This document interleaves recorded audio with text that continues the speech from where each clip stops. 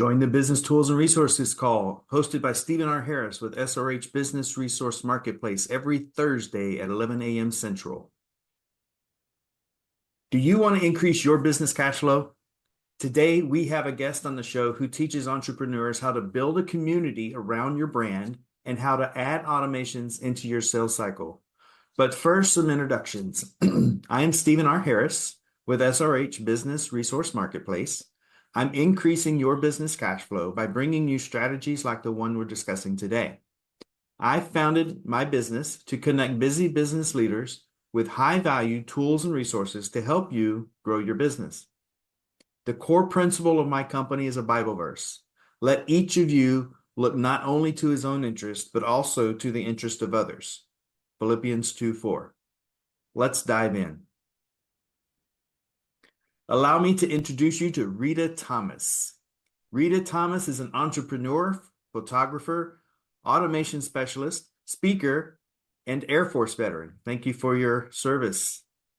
You're very She's welcome. dedicated to empowering other entrepreneurs to fully leverage their assets. Her core passion lies in teaching business automation, aiming to enhance their success while preserving the peace of mind.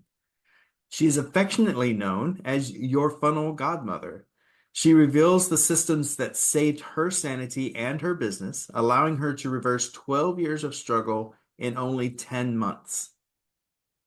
When she was finally able to leave her full-time job and run her business after all of those struggles, Rita offers training and automation support to fellow entrepreneurs. Her experience and insights guide others into streamlining their operations, ensuring they achieve their business goals efficiently and effectively. Through her comprehensive approach, Rita helps entrepreneurs transform their business processes, leading to sustained growth and a balanced lifestyle. So let's dive in. Fantastic. Thank you for having me, Stephen. All right. So yeah, we connected on a networking event. Yeah, we did. That was a good one. And you impressed me greatly. Automation is one of the services that we offer here, but it's not really sales automation or sales process automation. It's more business process automations like data collection and data entry automation so that you reduce the risk of human error and you have access to usable, consumable data that's presented in a way that's actually useful and not just an Excel sheet full of numbers. So your focus is a little bit different. And so I thought there was enough synergy here that makes you a good guest for the podcast. And by the way, one of my first guests on the podcast. So I'm glad. Well, I'm honored. I'm double honored. So tell me more about what you do. Let's dive into that. All right. Well, so you know that every business owner, they have this list of potential clients, leads, customers, vendors that they work with, JV partners. There's just so many people that you interact with, and you're constantly meeting new people, and you need to constantly meet new people. And so you have to have a place to put all that. And so that is commonly called a CRM, client relationship management system. And another way to look at it is where you keep your people. And it's really the heart and the lifeblood of your company is that list. And so that's the heart of the systems that we use. And then they have all these modules that interact with that list. And so you can schedule appointments with people, sell them things, and let them pay for stuff even while you're asleep or on the beach, right? You can send out emails. So a drip campaign you might have heard of, or a nurture campaign of emails that go out automatically over time. You can also gather really important information. I love the way you described it. And I like to say data-driven decision making. And it's so important because if you don't have accurate data or you don't have data at all, and when I say data, I mean the proof positive, this happened and this did not. This happened in 3 days and this happened, it took 9 days. And that kind of information, you can look at it comprehensively and make decisions about what you're going to do next, how you're going to change something, or if you're going to say, we're leaving that just like it is because it's rocking and we love it. Mm-hmm. Whereas if you don't have that kind of data displayed in a way that it makes sense to you, you're guessing. If business feels like a guessing game, and that's so frustrating and terrifying, and it doesn't have to be. That's right. So, which CRM do you like to use most? That's an excellent question. So, when I became certified in the automation systems, I was learning, and I still daily use Keep in my business. And so that's KEAP. And you may have heard of them. For about 20 years. They were known as Infusionsoft. So they rebranded about 6 years ago. And interestingly, that company just got bought 2 days ago. That Wow. announcement was made. Yes. So changes are coming. However, I use Keep to run my business, and I help people in every CRM that's known. So Zoho and HubSpot and Aweber and MailChimp and ActiveCampaign and Kajabi and all of them, and Go High Level. Yeah. So So now I I'm use a seeking a CRM. Sorry to interrupt. My CRM is Pinnacle AI CRM. And those Mhm. automations are absolutely possible. They're built into the CRM. Have you worked with Pinnacle yet? I haven't opened it up yet. Okay. However, there's a really great thing about the certification that I have. It's almost the same as, because if I drive a Chevy and you drive a Ford, I'm going to be able to get in your car and drive it. So Exactly some right. buttons will be in a different place and something might look a little different. So I'll say, okay, we need to build an automated email sequence. We're going to click here. Oh, that's not the right place. Oh, here we go. And we're off to the races. So I might click in one place or two places to find what I need, but really they all do the same thing. Mhm. And they do two things. They give you a place to put your people and a way to categorize important things about them. And they give you a way to communicate with those people. And so that's phone and email and text and email. Yeah. So Yeah, it gives you a place to put them and a way to communicate with them. And they all do the same thing. So once I get into a system, for example, Pinnacle AI, if I haven't been in it myself, we can open it up and the menus just make sense. And I can go find my way through and just start helping you and building what you need. that's awesome. Let's Mhm. talk about the community building aspect of what you do because that's super intriguing. And it's really a game changer for a lot of, I'm going to say, service-based businesses. It's not excluding manufacturing or product-based businesses by any means. You certainly could benefit from having a community. However, they really lend themselves easily to knowledge workers and service providers, authors, experts, people who are on stages, because they have a following. They have this tribe of Mhm. people. And what you want to do is, well, Seth Godin says, a tribe is people who share a common goal and they have a way to interact with each other. That's right. And The that's what interaction is key. it really is. So picture it. Most of the audience, I'm sure, right now is thinking, oh, yeah, Facebook group. And that is what we've seen so far. And some of them are very effective. However, there are a lot of things to deal with when you have your group on a social media platform, because you're subject to their algorithms and they change their algorithms at their will when it fits them for their purposes, not for ours. And it can break everything It you've worked can, for. oh, yes, it can break everything you work for, and it scatters your people to the wind when that happens, because you don't own those contacts when Right. you're on a social media platform. Plus, and this happened to a friend of mine early this year, they shut down her group. Facebook just shut it down. She didn't have any idea why, and she couldn't talk to anyone. You can't call Facebook. So I get excited. You Yeah. can't call, like, you can't figure out what happened. You can't get it fixed. Meanwhile, your people, if you don't have them also stored in your CRM, you can't reach them and tell them what's going on. And it was terrifying. She literally had to start over. Hmm. I have a friend who had a large Facebook group, several, and somebody hacked her account. She wasn't cloned, but they hacked her actual account, changed her passwords, and it took her 6 months to get her account back. Thankfully, she had VAs who were admins for the groups, and she was able to have the admins, her VAs, kick out the fake account until she was That's able good. to recover it.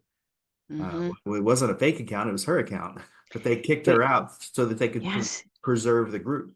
and that was one critical error that my friend did make is she was the only admin on that Mhm. account. So once she couldn't get in, nobody could get in. And Yeah, so she learned that. We all learned that because she shared it with us.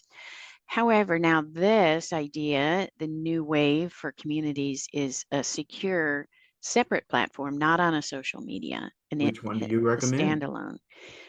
So we are building on AI tribes. AI Tribes. Okay, I It's haven't a heard that one. Talk brand about new that one. launch. It's a brand new launch. So we got in on the very first people to get in, and we are building our own community, and we are offering others who say, "Oh, I want to have a community, and I want it done for me." So we're offering completely done for you, turnkey. You don't have to know any of that, all that administrative, clerical, and technical requirements that it takes to have an effective and vibrant community. We have a turnkey. So we're really excited to get to tell people about that. For those who are listening who are kind of curious about building a community, let's talk more about the benefits and how you can really build relationships within the community and how that directly impacts business. It absolutely does. So people have this very strong sense of belonging. And so we know this from Maslow's hierarchy of needs. In college you learned about that. And a sense of belonging is just at the highest level. And we make a lot of decisions in our lives and our business is based on that feeling of belonging. And so when you have people who are your followers, your customers, people who want to be near you and hear and learn from what you have to say, you want to give them a place to be. That is going to elevate your brand. It's so important. Critical part of it is that they can communicate with each other and you, of course, but each other because they have this shared, and then it's almost like a rally cry, something that binds us together, bonds us together. Yeah. And that is extremely beneficial to your company because once you're their person, they're not going to be looking for, let's say you are a sales coach and you've got this following of people, this tribe, and they all learn from you and you coach them. They're not Mhm. out looking for another sales coach. You are meeting their needs. You are giving them a place to be themselves and a place to find other like minded people and a place to grow and learn. And that's exactly what they want. That is, then they're going to buy your packages and they're going to take your courses and they're right there. It's almost like having a little nest of birdies. The big bird is the community owner is the mama bird, and all these Yeah. birdies are there and they want to be there. And you mentioned that your team takes care of all of the tech, right? I was Yes. listening to Craig Groeschel leadership podcast this week as I was driving around town, and he introduced the concept of to go up, you have to let go. As a leader, as your business is growing, you can't do it all. And you should actually proactively look things that you can let go of and empower others within your organization to take those things over so that you are free to focus on the vision. And the more things that only you can do, you become the limiting factor of your organization. So it That was is so really true. great learning experience from Craig Rochelle. I'll link Craig Rochelle's leadership podcast in the description down below. But I want to touch, the reason I brought that up is when someone wants to build a community, being as hands off of that community as possible sets it up for success more than if I want to build a community and I do everything myself.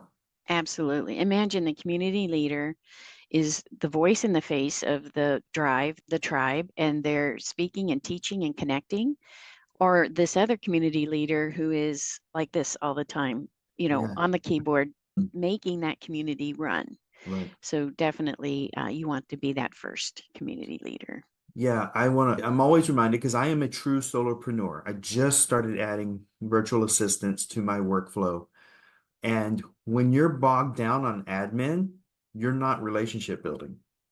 That is absolutely right. And on top of that, you're doing work that is not in your zone of genius. So it Right. takes you longer, you make more mistakes. It is a travesty, a waste of your unique talents to be Yes. spending it on those tasks. I'm on the And it takes you longer than it yeah, would someone who knows exactly how. I'm on the third or fourth iteration of my website at this point because I learn, I go to Mhm. market, I learn, I get feedback, I make changes. I go to market, I learn, I get feedback, I get changes. This is the cycle of being an entrepreneur. Mhm. I'm not the subject matter expert, and I don't want to be the subject matter expert on many of the Right. things that I'm doing currently, but I'm getting Mhm. by. As the business grows, I will begin to add more virtual assistants and eventually Mhm. staff. And I'm all about delegation. My kids growing up thought it was awful that I love delegating so much because I would get them to do everything. And my wife would say, "You're just being lazy." I'm like, "No, this is delegating." But they didn't think it was delegating. They thought it was me being bossy. And look at their decision-making skills today. They are they're great human beings, great adults, and working wonderfully in their fields. Before we wrap up, let's talk about the sales funnel and the revenue generating, because my podcast is all about tools and resources that Absolutely. generate cash flow. So how does this directly improve a company's cash flow? Well, first of all, you in your community, you can have certainly a free level, but you can have a paid level for the VIPs. So you're having anywhere from dozens to hundreds of people joining this VIP level where they're getting more access to you or more premium products, and they're paying you the same amount of money every month, and they're happy to do it. And they're referring their friends and bringing in more. So your income doesn't go on the roller coaster anymore. It stays steady and it just goes up and up. So that's one way that a community helps. Sales automation is built on a model of one of the models is you have the free lead magnet that satisfies one specific need that your customer has, your ideal customer, makes them want more. So Mhm. as soon as they click on that free lead magnet to download it, they're giving you their name and email. So you're ready with the next thing. If you like that, you're going to love this. It's only $19 and it does this thing for you. And then they buy that. All of this can be happening while you're asleep or on vacation or not feeling well or anything like that. Meanwhile, they move down, down, down into the buying cycle. Then they make an appointment because they're interested in talking to you about your big package. And you haven't even lifted a finger yet. Mhm. Mhm. So that is part of the sales automation. One of the most important things to remember about sales in general and sales automation is when the money changes hands and the sale is actually made, that is not the end of the journey. Mhm. That is the beginning of the very most important part of the journey because people will start to doubt their decision within an hour, within 24 hours for sure, and say, oh, should I have bought that? And so you want to reach them immediately with reinforcing information via text and email. This is what you bought. This is why you wanted it. This is how great it is. This is how to use it. We're so excited to have you. Here's what's going to happen next. That kind of information. So then they feel like, oh, yeah, I did make a good decision. And they stay and they don't cancel or want to back out of that. And so that's just the very beginning of the really important part of the sales Right. relationship. And That's if you right. treat them right all the way down the road, they're going to refer their friends, which really cuts down on the amount of marketing and advertising you have to do to get new people in. That's right. So for the listeners out there, the more hands off you can be, the better for your business. So automation creates the sales funnel. And by the time a client reaches out to you, they're ready to buy. There's very little Yes. selling that has to happen because they've connected with your brand, they've connected with your services, and you've given them great value through the process. And by the time there's a phone call with them, they're ready to go. That's what Yeah, a lot of, automation can do for your company. they're just ready to buy. They just might have a few questions, or they might have to decide between two packages, and they've got their card in their hand. That's right. All right, we're going to move to Q&A for those who have joined us live. For those watching the recordings, there's going to be a link in the description below for you to schedule time with Rita for your own Q&A session. And if you'd like to explore other cash flow solutions for your business, don't forget to visit srhmarketplace.com, srhmarketplace.com. Thanks for joining us today.